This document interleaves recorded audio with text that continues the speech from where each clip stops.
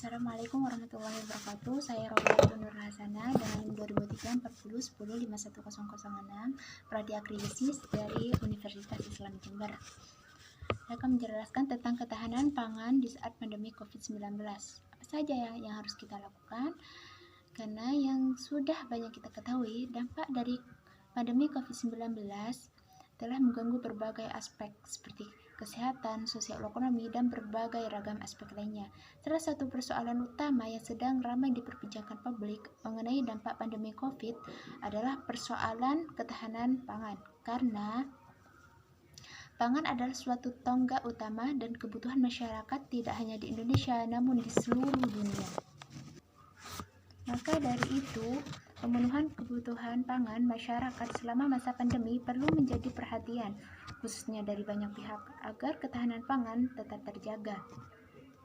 Dari sini, petani sebagai tonggak utama pada pemenuhan pangan masyarakat juga merasakan dampaknya, seperti harus memenuhi pemerintahnya cukup tinggi, menjamin kualitas produk, jalur distribusi, dan banyak hal-hal lain yang menjamin kualitas yang membutuhkan penyesuaian strategi agar pemenuhan kebutuhan pangan masyarakat dan ketahanan pangan pada saat pandemi di Indonesia agar tetap terjamin.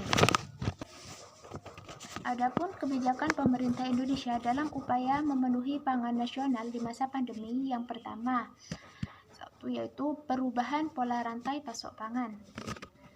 Yang sudah kita ketahui, di tengah situasi pandemi segala aktivitas masyarakat cenderung kepada norma baru.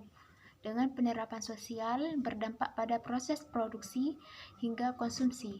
Petani mulai merasakan bahwa produksi harus menyesuaikan secara protokol dan menjamin kualitas sebelum sampai pada konsumen. Proses distribusi pun lebih banyak menuju pasar-pasar online. Yang nomor 2 yaitu meningkatkan fasilitas produk dan konsumsi di sektor pangan. Tak hanya di Indonesia, semua negara berusaha memenuhi kebutuhan pangannya secara mandiri karena jalur perdagangan Indonesia terganggu semenjak adanya kasus COVID-19. Dari hal itu, maka pemerintah di Indonesia harus menjamin fasilitas produk dan distribusi. Nomor 3 yaitu ketersediaan dan stabilitas agar pangan di tengah COVID-19.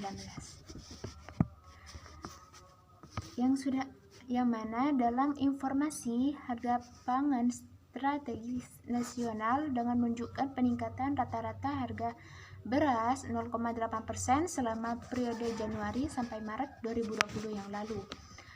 Maka dari itu, sebagai langkah antisipatif kenaikan harga, pemerintah perlu membuat strategi kebijakan pangan di semua lini. Dan nomor 4 yaitu optimal distribusi pangan dan pentingnya protokol logistik.